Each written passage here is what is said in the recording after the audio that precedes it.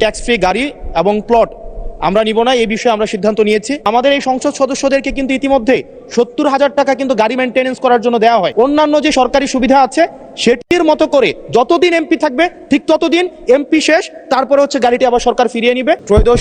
ত্রয়োদশ জাতীয় সংসদ গঠিত হওয়ার পর সরকারি দল এবং বিরোধী দল প্রত্যেকেই একটা কমিটমেন্ট দিয়েছে, বহুদিনের প্রচলিত যে ট্যাক্স ফ্রি গাড়ি এবং প্লট আমরা নিব না, এই বিষয়ে আমরা সিদ্ধান্ত নিয়েছি।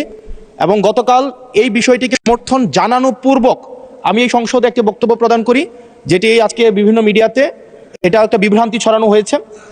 জেলা পরিষদের চেয়ারম্যান, উপজেলা পরিষদের চেয়ারম্যান, পৌর মেয়র, ডিসি, ইউনো, এসিল্যান্ড সহ অন্যান্য সরকারি অফিসার সরকারি কার্য পরিচালনা করার জন্য যেভাবে সরকারি একটি গাড়ি পেয়ে থাকে, ঠিক একই প্রক্রিয়ায় আমাদের যারা সংসদ সদস্য আছে তাদেরকে ঠিক একই প্রক্রিয়া একটি গাড়ি ব্যবহার করা দেয়া যায় কিনা সেটি আমি এই সংসদে জানিয়েছিলাম।